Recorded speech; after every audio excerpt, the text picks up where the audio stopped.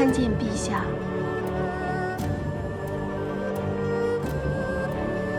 起来吧。谢陛下。敢问陛下，召见奴婢有何吩咐？你为何要出宫？是受了威胁，还是被人为难？但愿听你一句，无可奈何。无人为迫，没被为难，更非无奈。是奴婢自愿走的。为何要走？因为奴婢没有留下的理由。两情相悦不是理由，其遗偕老不是理由，难道名分位尊才是理由？荣华未享才是理由？还是日久情疏才是理由？执君之手，同入宫门；伴君之侧，共赏殿宇。岂怪名分未尊？皇宫衣风十足，日子无忧。岂言荣华未享？天子后宫妃妾百千，能得一朝宠幸，已属万幸。岂愿日久情疏？那你给朕一个走的理由。奴婢一无功名，二无家室，实在无法帮陛下建功立业。若贪恋至情，令陛下家无宁日，宏图难展，奴婢罪该万死。这么说来，你是为了朕好。可你言下之意，是说朕得靠后宫姬妾之家世，才能稳妥地当个皇帝，是吗？陛下恕罪，奴婢本意并非如此。可你刚才不就是这么说的吗？既然你这么为朕着想，这么一走不就如你所愿了吗？那你刚才哭什么？朕问你，你哭什么？奴婢为何而哭，无关宏旨，只求陛下放奴婢出宫。你这么想出宫？好，你回答了朕，朕满意了，自然让你出宫。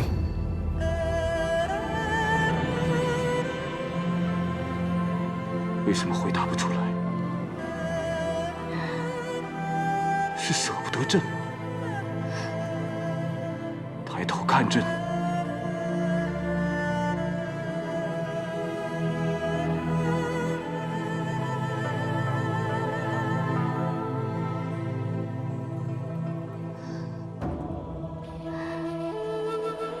明明舍不得，却决意要走。走了，朕会心安吗？你当朕是什么人？你以为我孤身在外，不会对你怀猜？没想过玉环归在。陛下，若是你记住我的情谊，就不会为着自己无家室，怕给朕添麻烦，说走就走了。都是奴婢的错，奴婢实在不敢相信陛下思之念之，想归来相见的竟然是奴婢。为什么不敢相信？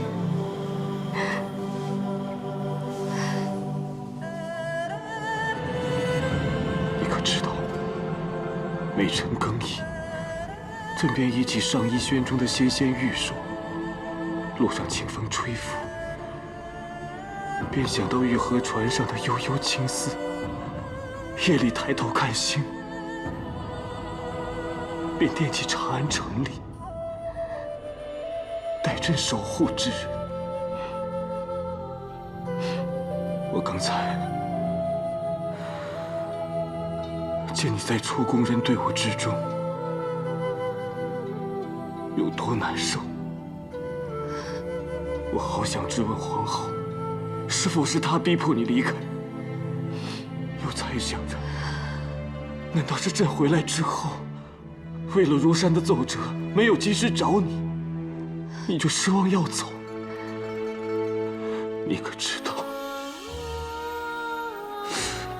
朕心如刀割。陛下恕罪。你的确罪该万死，但是为了你的眼泪，朕可以免你死罪。只是你轻忽朕对你的宠爱，一定要重重受罚。朕罚你这辈子再也不许离开朕。无论什么理由，即使说什么为朕好，朕也不允许。知不知道？奴婢知道。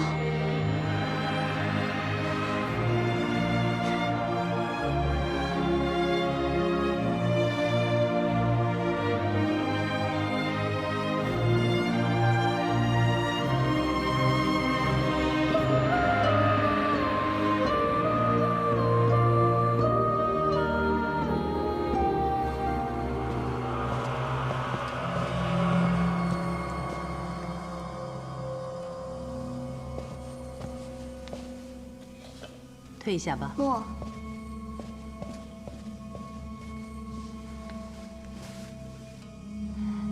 怎么连药也不喝了？太医令说这种药要一直喝，才可以养好身体呀。好了有什么用？他眼里心里只有那个贱人。那你更要养好身体，才可以再和他斗啊。斗？我怎么斗啊？明明不去，却又去了；明明看不见，都走了，却又回头看他一眼；明明门都开了，那就让他走好了。偏偏白明又赶上了，天都在帮他，我怎么斗啊？若是天要欺我娇儿，我就要同天斗；如果地要负我娇儿，我就要同地斗。母亲一定不会白白让你受委屈。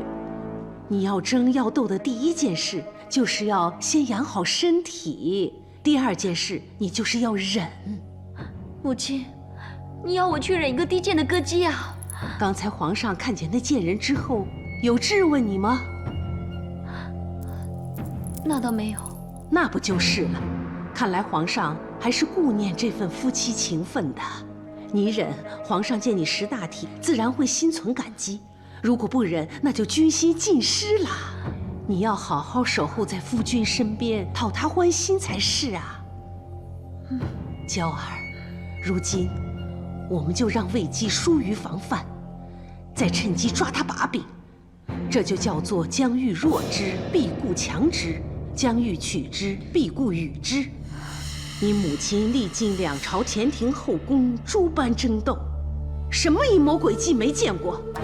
还怕对付不了一个无权无势、无谋士的小歌姬？别担心啊！以后，朕要你每日都替朕祭神。陛下后宫姬妾如云，怎能容子夫每日替陛下祭身啊？姬妾虽多，可却只是形势所逼，非朕所要。就如皇后，大家都认为金乌之诺，朕我二人情谊早定，可许诺之时，朕还是个孩童，哪知男女之情？直到遇见你，才知道何谓挚爱深情。陛下，子夫一直有样东西想要给陛下。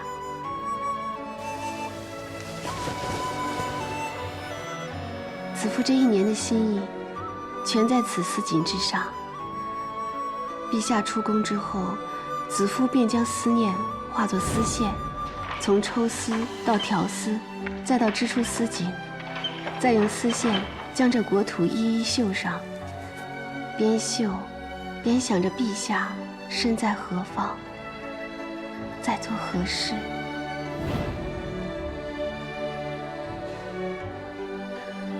这是国谷，盛夏之时，恶殍处处。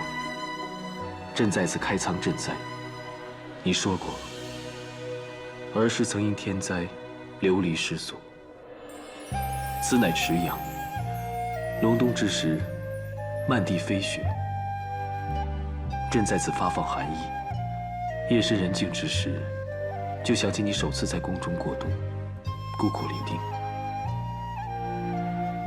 是否能穿暖吃饱？子夫一切都好，只是想陛下。幸好绣着绣着，陛下的天下尽在其中，仿如看到陛下君临天下。君临天下，这天下天灾人祸不绝。这次外巡，让朕对百姓生活之苦体会深刻，所以现在，朕一定要改革朝政，整肃宗亲大臣的歪风败气，拿他们的不义之财来富民强兵，防御外敌。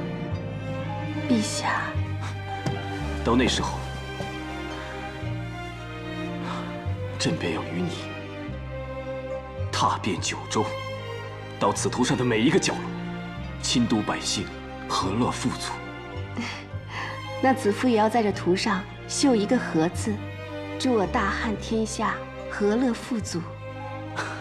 好，你既贺朕天下和乐，朕也赠你合场乐剧。陛下，陛下恩准沈家陪在子夫身边，以示厚恩，子夫就不需要。白明在。传朕谕，为子夫填和乐意，绘制兰心，即日起赐居兰陵殿。诺。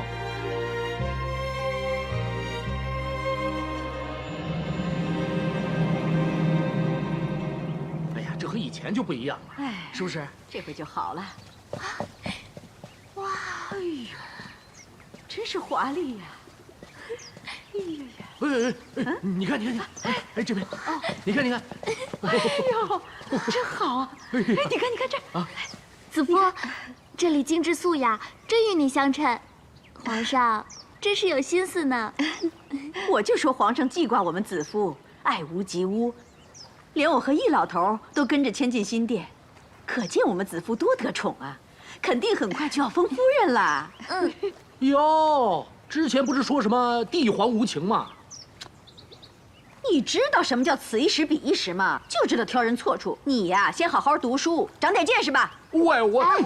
其实我觉得这次啊，还真的是多亏了易叔叔，要不是他送给子夫挂饰，引得皇上回头看，说不定啊，子夫出宫了，皇上也不知道呢。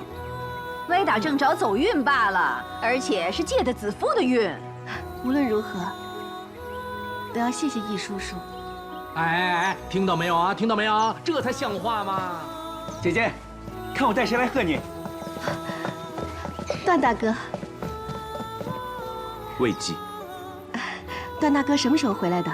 刚从南方回来。听说你之前要出宫，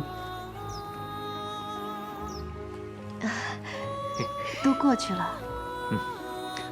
这兰陵殿看起来不错，简直是好的没话说。段大人，你回来的正是时候。今天大家啊在这设宴，贺兰陵殿的新主。我们个个都会下厨做菜，今天啊就把自己的拿手菜煮来一同尝一尝。好，段大哥，你也留下来吧。今天啊，姐姐亲自下厨，肯定有咱们俩愿意吃的杏花糕了。如果大哥要不在的话，我可就全吃了。好，难得一回京就有子夫这桩喜事，我就和大家热闹一下吧。好。哎，段大哥，你南巡回来一切可顺利？还算顺利。我刚才进宫把赈灾的事情禀告皇上，皇上心怀大志，要立久安之策，助民解困，决一平义务将，军粮均富。这样是好，可是行得通吗？皇上说可行，而且势在必行。只是这旧制年深月久，里面利害关系根深蒂固，阻力也必会极大的。皇上说是军粮军赋，分明是要打击百官利益。说到底，皇上此举还是要掌握朝政，挑战太皇太后。的确如此。如今皇上以疏解民困为理由，太皇太后怜悯苍生，未必会反对。大人，舅父有事吗？臣启来密报，吉安在河南开了粮仓。岂有此理！河南郡太守陈契，那岂不就是窦太主的夫君，唐一侯的亲侄子？吉安也真是够大胆的。陈契已说明粮仓中是军粮，他连军粮也敢动，才叫胆大。吉安不是去河内视察火灾了吗？怎么去河南开仓？谁命他开仓的？肯定是脚趾善开呀。舅父，你刚才说这是密报，那么皇上可知此事啊？此事皇上应该还不知情吧？那就即刻行动，时恐有变。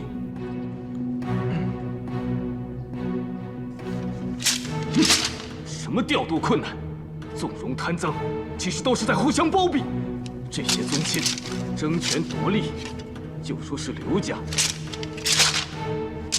太皇太后、窦家的，还有皇太后王家，爱到自己的利益时，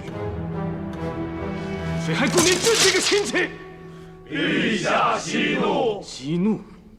这关乎天下安危、百姓生死的事，何以息怒？你们谁都不许再插手！陛下，怎么了？又是谁来求见？要朕体谅这个，照顾那个。是丞相许昌和御史大夫庄清宅，还有宣。参见陛下。参见陛下。丞相你好，新政细节没有？陛下，臣等有要事要询。说。不知陛下派业者结案，持节出使河南，可是？什么河南？河内火灾连千户，百姓流离失所，朕特派结案去视察。丞相是为新政奔走，把地方赈灾抛诸脑后，还是另有深意？臣不敢。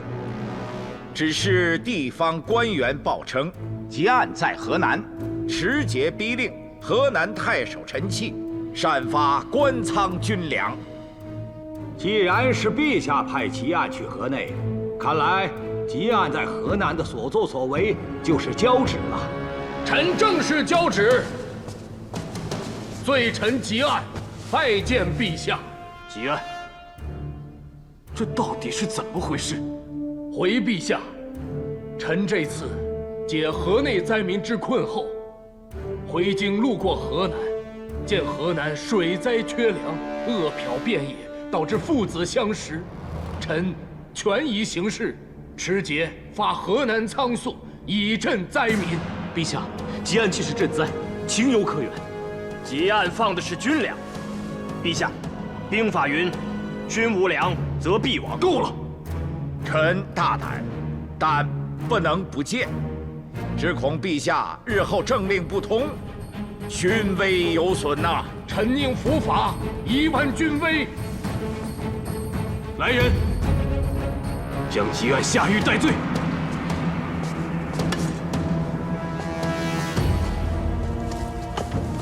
陛下，一个小小的吉案已能随便开仓，若新政已出，货粮周转，朝廷鞭长莫及，恐怕天下官仓尽开，这政令万万出不得呀！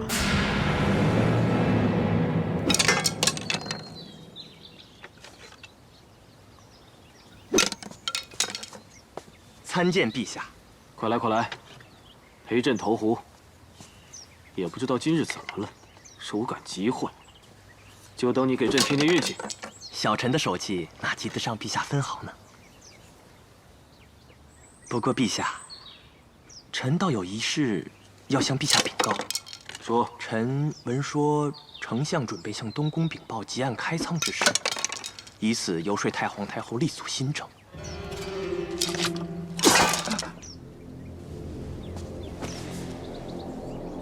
陛下，结案私自开仓，兹事体大，如今又涉及到新政，恐怕非议更多。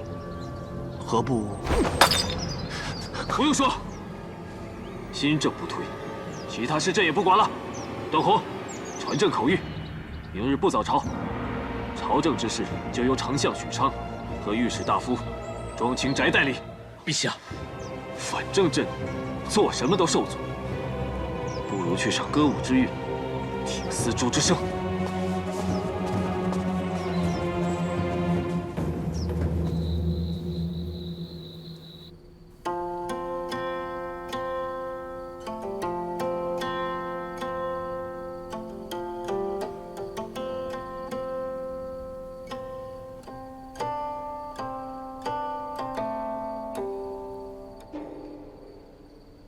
陛下，是子夫琴艺不精，琴音不妙，未能让陛下忘忧解愁吗？要不是你的琴音，朕的怒气早就把朕憋死了。来，子夫。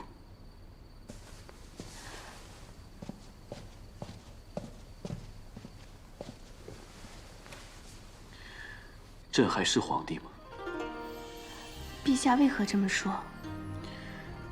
帝皇号令天下，管治百姓，可朕这个皇帝却连朝臣都管不了，政令连未央宫门都出不了。人难免都会偷安懈怠，让自己过得舒服些。陛下要改革，大家自然心生恐惧，想要固守旧制。但以陛下的才智，有什么能难倒陛下的？是吗？子夫初见陛下之时，陛下还不尽了解民情。现在呢，陛下已是多次出巡、体察民情的亲民皇帝了。还是子夫最知朕的心呢。陛下怎么了？若朕真有应对之策，却要陷你于难，你愿意助朕吗？陛下是子夫的天子，就是子夫的天。能为陛下的千秋大业尽一份力，无论如何，子夫都愿意。好，这几天，朕想在你这兰陵殿静思，不要任何人打扰，只与你的琴音作伴。皇后，请容奴婢痛传。皇后，皇后，请容奴婢痛传。皇后金安。魏姬，本皇后是来送糕点给皇上的，你让开。皇上正在歇息，奴婢不敢打扰，还请皇后恕罪。莫非皇上身体抱恙？春玲，去传太医令，我要去看看皇上。诺。你敢拦皇后？皇上有旨，静思期间不许任何人打扰，还请皇后先回。若皇上召见，奴婢自当亲赴交房殿请假。你说什么？别以为你得宠就可以得意忘形，我可是皇上的正妻，我要见皇上，岂是你这个下人能阻挠的？给我滚开！奴婢虽是下人，但皇上是天子，也是奴婢的天。皇上要奴婢守住此门，奴婢绝不能退半步。放肆！滚开！奴婢身负皇命，还请皇后自重。哼！皇后乃后宫之首，应该母仪天下，还请皇后谨遵圣旨，以作表率。等皇上出来，看我怎么惩治你！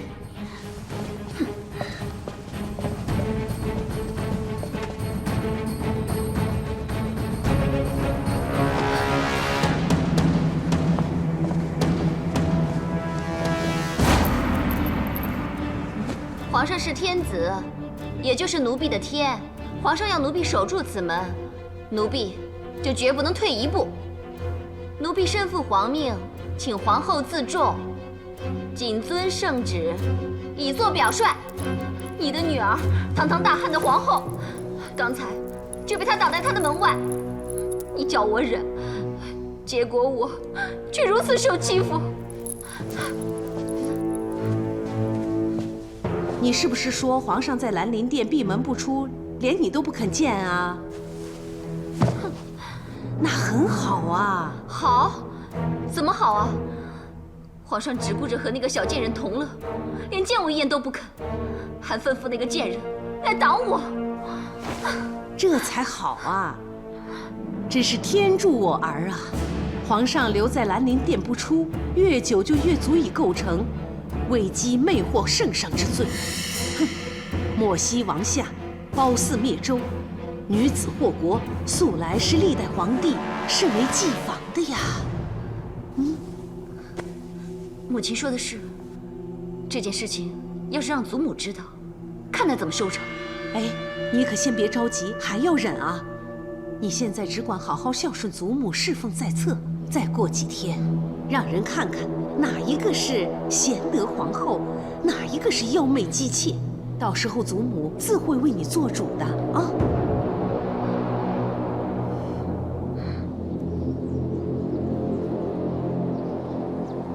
常总管，公主，准备马车。我和君侯用过早膳后，就进宫夜见皇太后。诺。还有，吩咐马奴，马车要绕道，不要经过长信殿。切记，千万别惊动太皇太后。诺。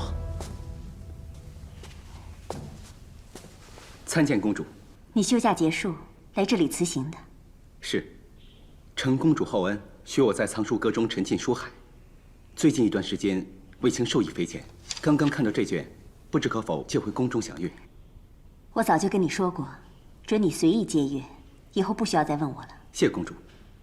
啊，对了，你离宫之时，有没有人跟你提起皇上的事啊？皇上？何事？没事了，你先回去吧。哎，公主，公主急着进宫，是不是有什么事情？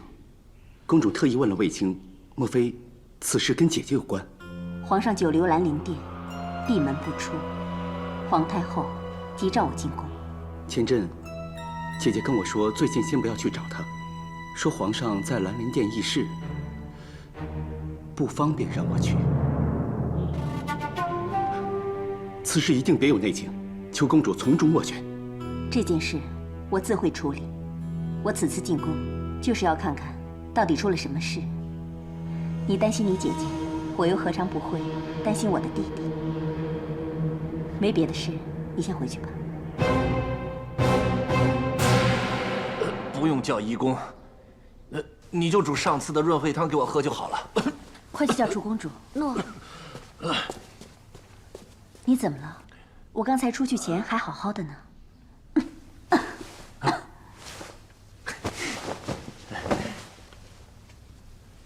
公主啊，你我果然灵犀相通，才智相当啊！都知道如今是装病最适宜。什么装病啊？啊，母后为皇上闭门不出而急扰公主，此时进宫，把人请出来，则得罪皇上；请不出来，则得罪母后，甚至太皇太后。不管得罪谁啊，都没好日子过呀。真是劝也难，不劝也难。还是装病不进宫是最好啊。说起来，都怪那个卫子夫，总给我们惹麻烦。皇上留他在殿中，若他被冠以什么罪名，肯定又会牵扯到我们。如果要说为难的话，我们不入宫，就是为止，是死罪。更何况，就算那不是皇太后和皇上，也是我的母亲和我的弟弟，怎么能不理呀？哎，公主啊，这可如何是好啊？哎呀，真是头痛啊！如果头痛的话，你就继续头痛下去吧，我自己进宫好了。哎，那最好呀。这要是出了什么岔子，还有我在外面张罗打点嘛。哎，公主啊，你一个人真的能行吗？啊，一切小心啊，记得用完早膳再起行，不要饿着啊。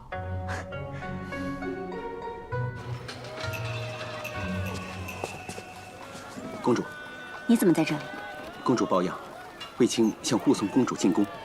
另外，卫青刚去厨房取了一些款冻花露，让公主润肺止咳。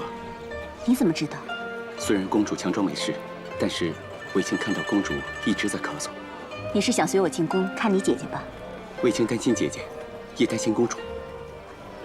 好吧，走吧。待会儿进宫后，你马上回建章宫，不可以久留，尤其不要去兰陵殿。可是姐姐有事，卫青想去看一下。你去有什么用啊？如果子夫真有事的话，你凭什么帮他？这件事情关系朝廷后宫，且惊动皇太后，你掺和进去，不但于事无补，反而会令此事更加糟糕，对皇上和子夫都有害无益。好，卫青知道了。卫青护送公主进宫以后，立刻回建章宫，不多说也不多问。那就好，走吧。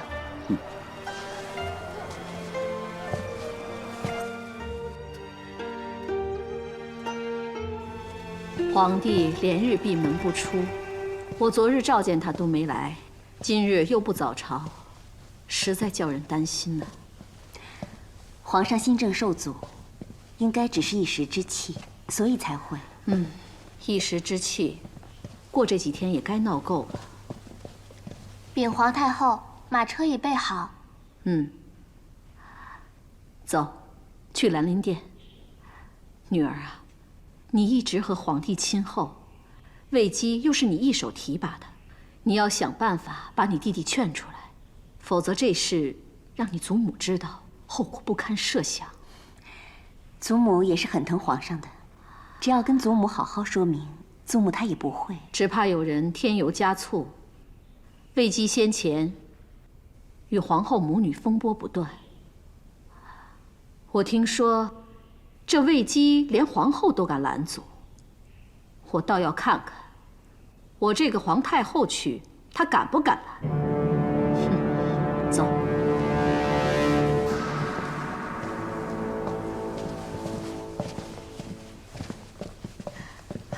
段大哥，你回来了，事情办太顺利吗？一切都很顺利，就是担心你这里的情况。段大哥放心，我能应付的。子夫，皇太后与平阳公主来了。皇太后驾到！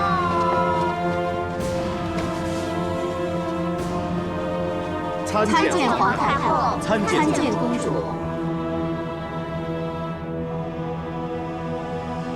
都起来吧。谢皇太后，谢公主。皇上多日闭门不出，皇太后担心皇上龙体，过来探视。魏姬，去把皇帝请出来。请皇太后恕罪，皇上不想见人。皇帝连亲母都不见，还是你不让皇帝见？请皇太后恕罪，奴婢不敢。魏姬，宫中谣言已起，说皇上沉迷声色，荒废政事。如若事情闹大的话，只怕会玷污皇上英名。皇上并非沉迷声色，只因朝事不顺，心情烦躁，才会闭门静思。还请皇太后、公主明察。皇帝既是心烦国事，平阳，你进去替亲弟分分忧。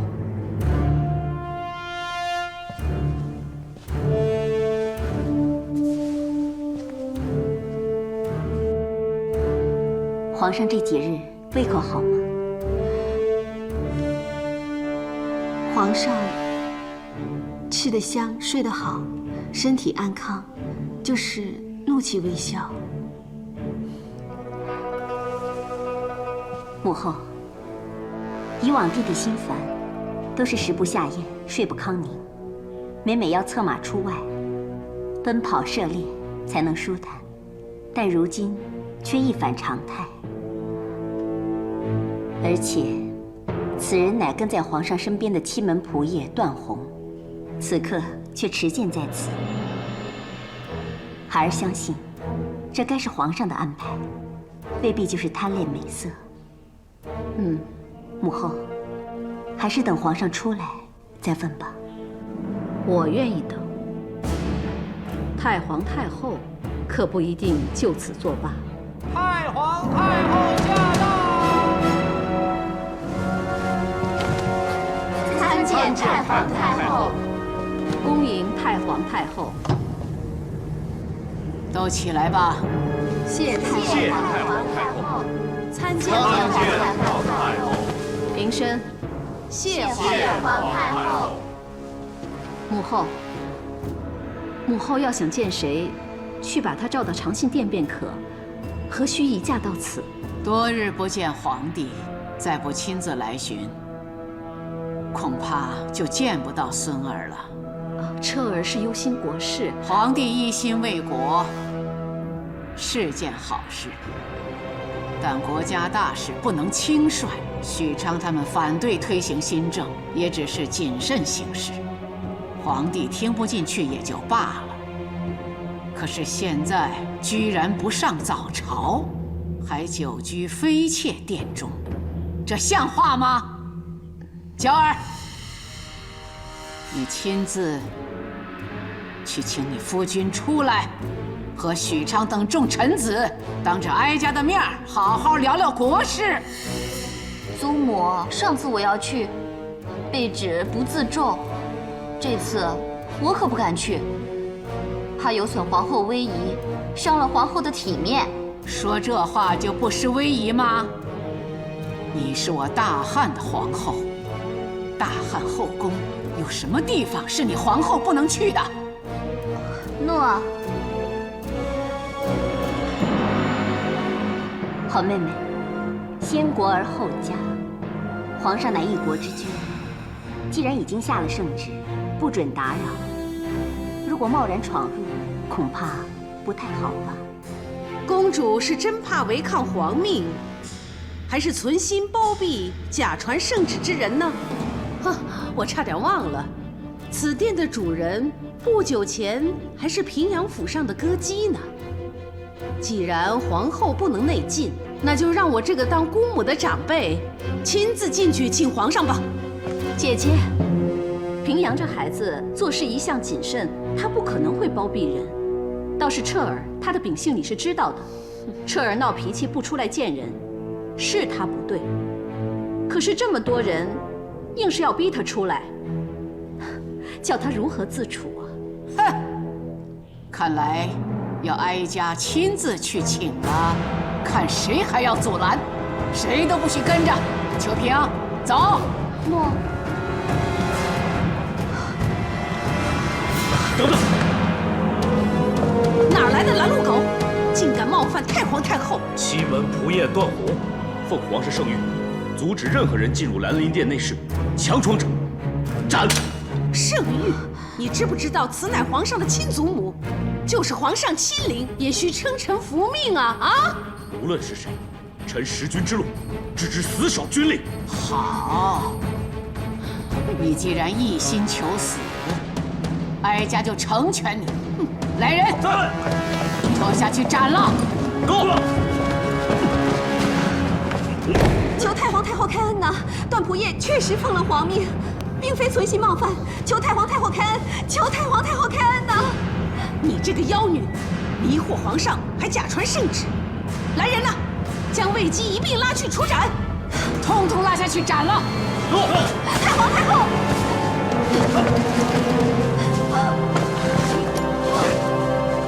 段大哥不要！皇上不在兰陵殿。皇帝在哪儿？孙儿在此。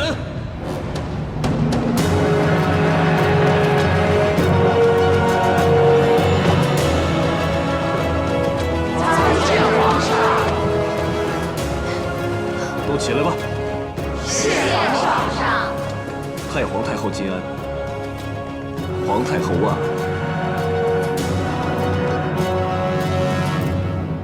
太皇太后，孙儿离宫，亲自去了河南，查汲案开仓之事。既是查案，光明正大，又何必故弄玄虚？彻儿，这到底是怎么回事啊？祖母母后，河南太守陈契告汲案，擅发军粮。孙儿深觉不妥，但不想奸臣有机防范，只有假以闭门，暗网查查。朝臣只急案擅发军粮，引致军心不稳，所以孙儿执意到边防查查，却发现李将军，臣在。你来说。禀太皇太后、皇太后，臣带兵镇守边疆多年，多是本郡征粮，甚至兵将自耕，从未动用荆棘3合粮草。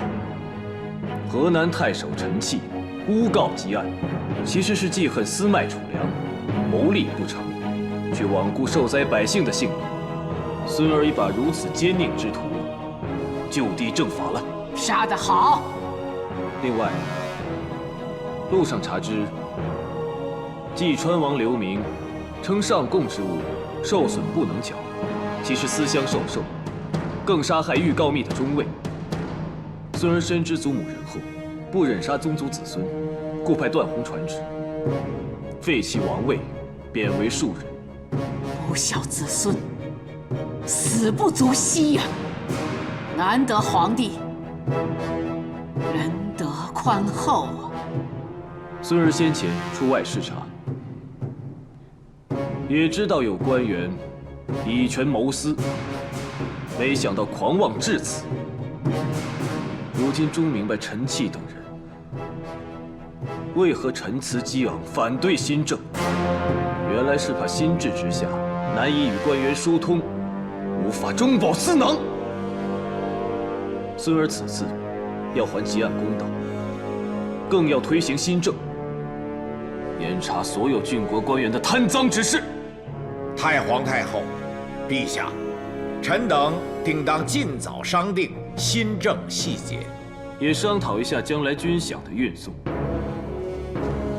朕觉得，由金鸡供应军粮，免地方重担也是好事。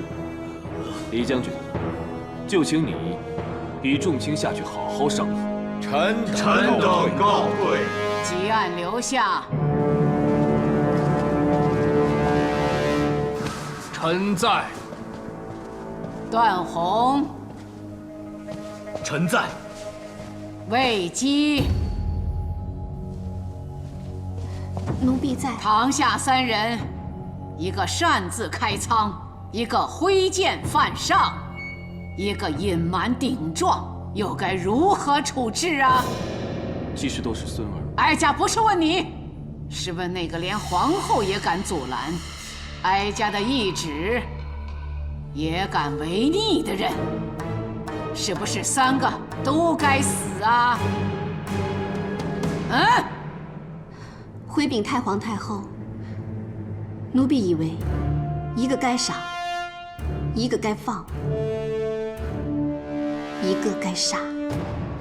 那哀家问你，谁该赏，谁该放，谁又该杀呢？说！臣以兵刃对太皇太后，罪该万死。臣脚趾开仓，牵连段仆射与魏姬，臣该死。祖母，孙儿让魏姬说。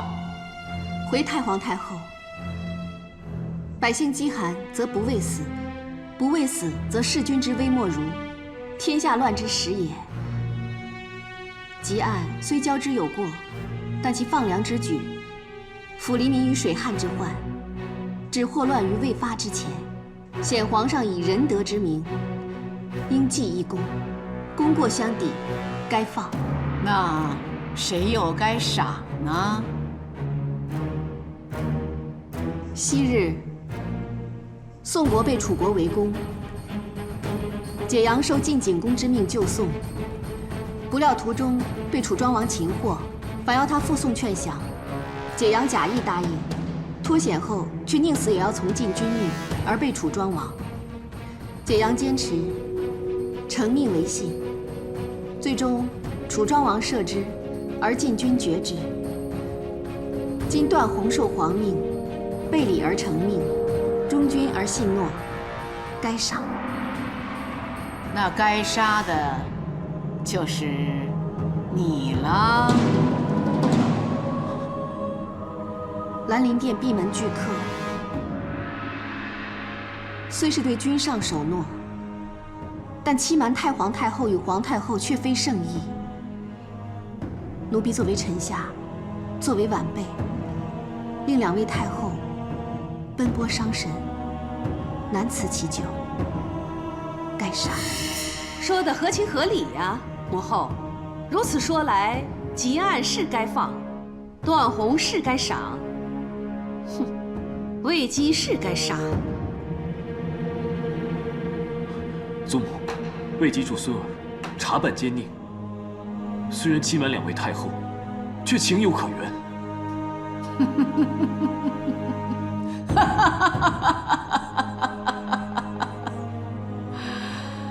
好一句情有可原呐！那皇帝的意思是，这魏姬是该赏，更该放了。既然只是情有可原，而不合法理孝道，自然该罚。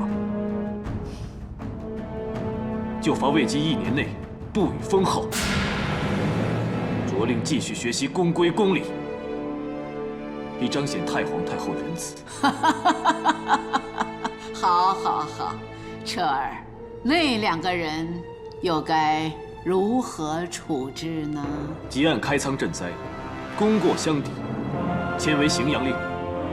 段宏冒死守命，忠信可嘉，赏金500。你等3人还不快谢恩？谢太皇太后，皇太后，皇上隆恩。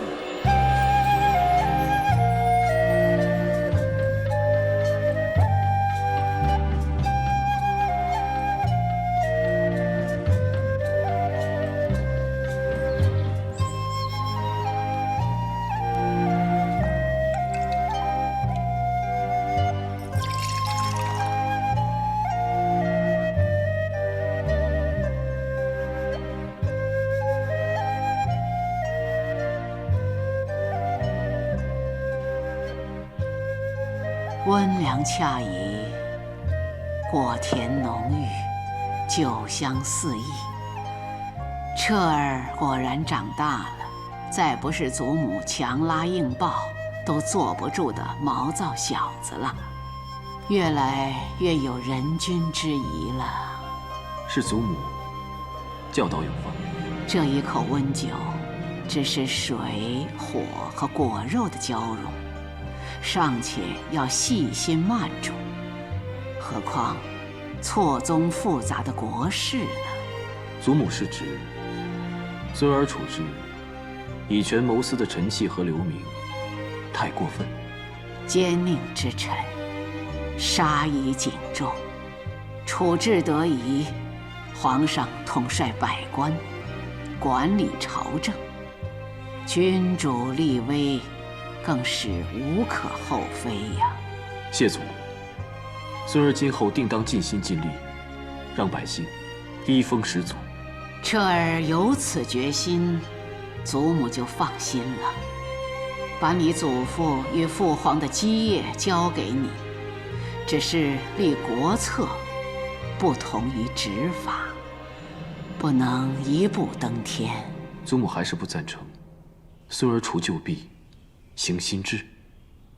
治国如饮热酒，喝得过急只会烫嘴伤身，先小尝室温，不急慢饮，才能暖胃怡情。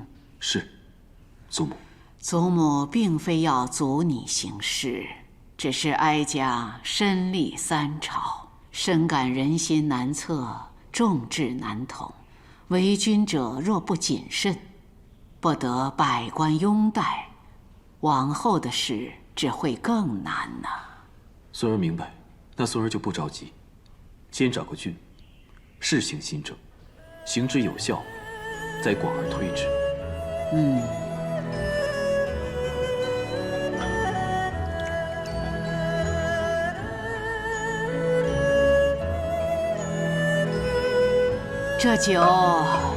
真是越饮越香醇了。酒好，心情就舒畅。哀家倒是颇想听听曲儿了。白明，在。备琴。诺。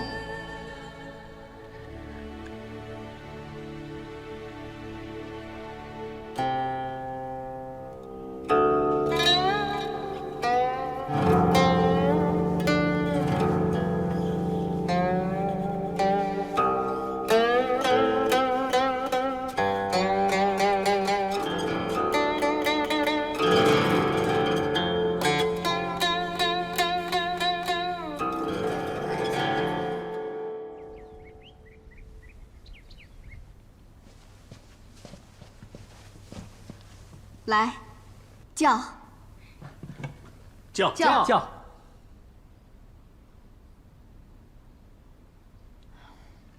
这几天我一直在嘀咕，怎么不用我进寝室？皇上既然在，收拾整理不是更需要用人吗？哎呀，原来是这么一出戏呀！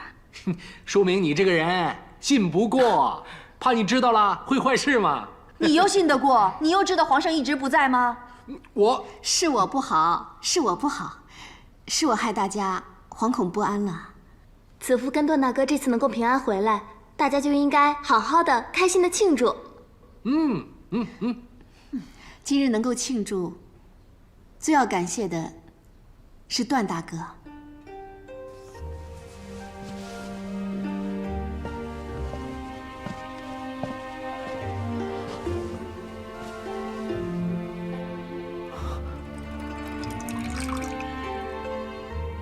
如果没有段大哥舍命拖延，子夫啊，早已成为刀下魂了。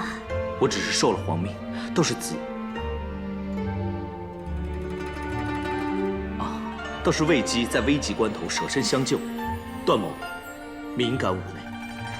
我视段大哥为亲兄，莫说段大哥是为我而犯险，就是你遇上危险，我也断不能坐视不理。好了，姐姐，段大哥，你们这么客气干什么？我们就是一家人嘛。我无亲无故，你们确实就是我的家人。就是嘛，我相信终有一天，一定会与父亲团聚的。其实段大哥跟我们互相照顾，大家早就像亲人了。对，像亲人一样。为了亲人，为了一家人，叫。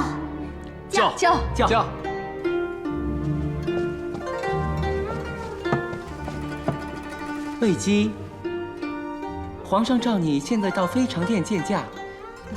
有劳了，我即刻过去。如今皇上才是我们子夫最亲的人呢。哎，我们全都是亲人啊！子夫，你快去吧，我们继续啊！叫，来，叫。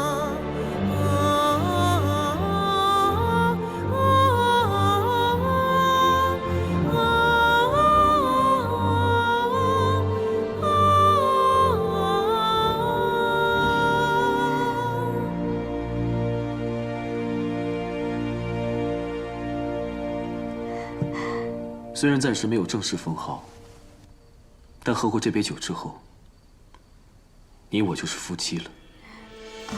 陛下怎么能这样讲？陛下的正妻是皇后。皇后，名分上确实如此，可在朕心里的是你。当初叫你闭门拒客，实在是迫不得已。当时朕一想到你会为这事免不了受些罪。这怎么算是受罪呢？你几乎连命都丢了。可陛下不也赶得及回来救我吗？看，我完好无损，丝毫无缺。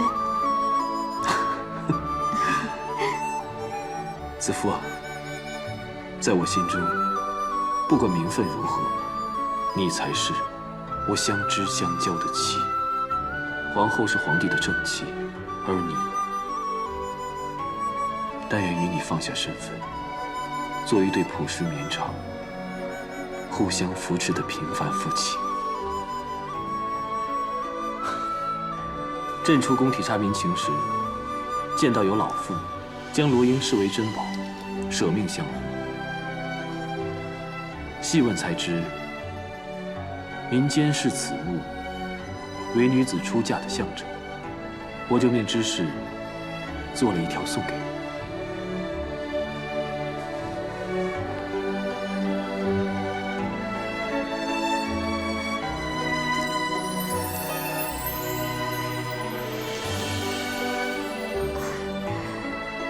在子父的故乡，女子出嫁，母亲会一边叮嘱，一边为新妇系上罗缨。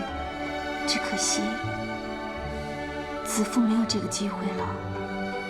你当初进宫的时候，连个正式的仪节都没有，这罗缨就聊作弥补吧。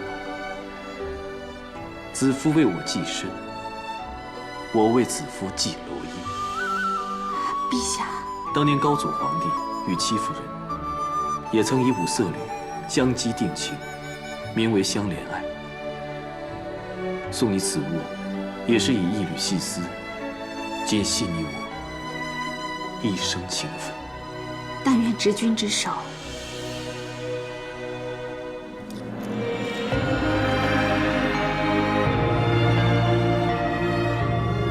扶持到老。如今朕内有贤妻支持，祖母信任，外有段宏吉案等忠臣守护，朕定要有所作为，不辜负你们的舍身相助。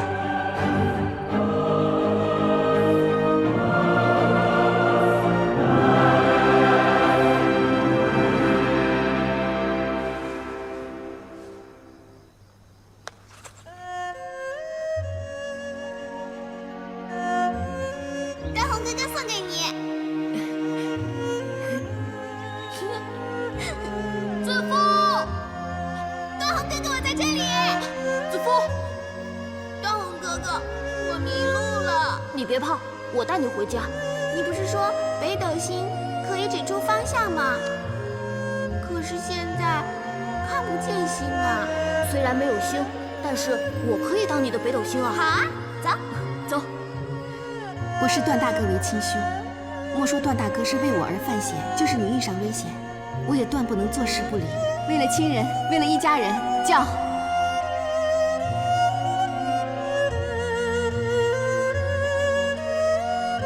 皇上驾到！参见陛下。免礼。谢陛下。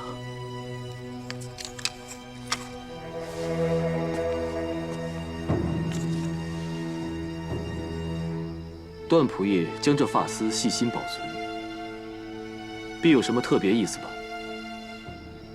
莫非又是什么民间习俗？是。民间习俗还真不少。看此发丝，有粗有细，非一人所有。难道是与夫妻情缘有关？是男女定情之俗。你将此物随身携带，想必它的主人是你朝思暮想之意中人。到底是谁？是臣数年前戍守边关时认识的女子，我俩相好，便按当地习俗结发。是关外的习俗？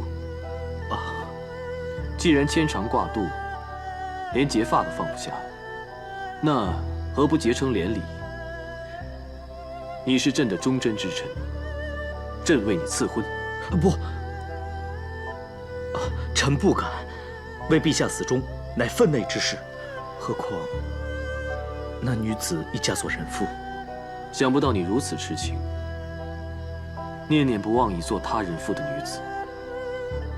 往事已矣，朕替你好好留意，物色个好女子。谢陛下，臣已无心情爱，求陛下也别放在心上。看来那女子伤你伤得很深。那好，你以后若有意中人，只管说来，朕即刻为你赐婚。谢陛下。本来朕今日心情大好，带了琴，想邀你合奏，不过既然你……哦，臣不想扫陛下的雅兴。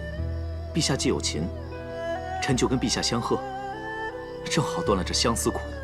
也好。智行，诺。今晚我们只奏激昂励志之乐，朕要扫走你一切忧伤。谢陛下。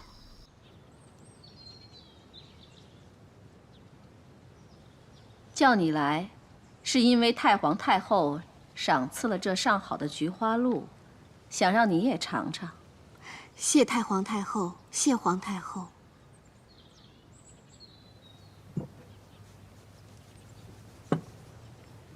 这花露之味，入口时一苦一涩，可待此味蔓延后，甘怡之味也随之而来。魏姬，你入宫后也经历了不少风波，辛酸苦楚比比皆是，如今也算是苦尽甘来了。奴婢本是一名歌姬，从未想过要博取何等尊荣。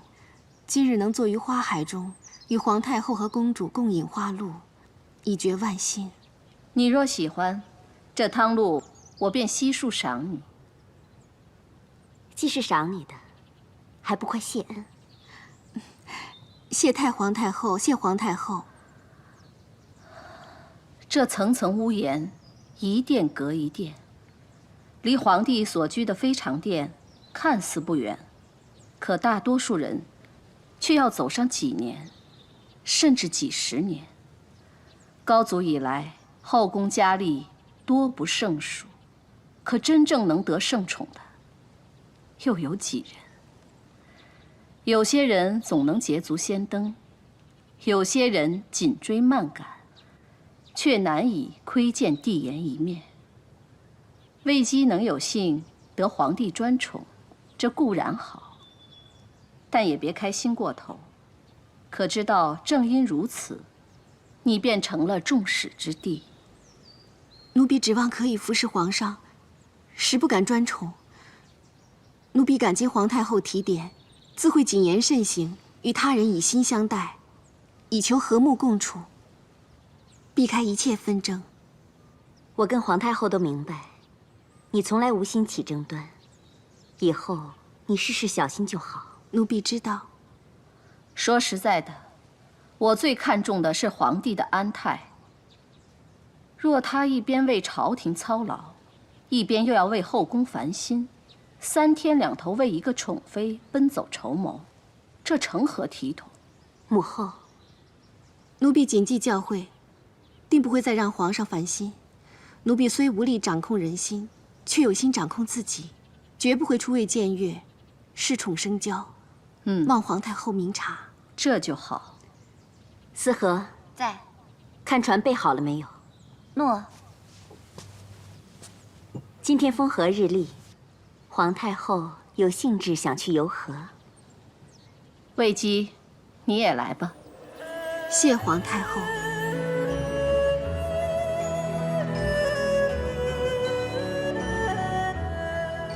母后与子夫同坐而已，登船游湖，还赐了祖母赏的花露。我也总算在回府之前，帮弟弟了却了一桩心事。不知弟弟打算如何答谢我这个姐姐呢？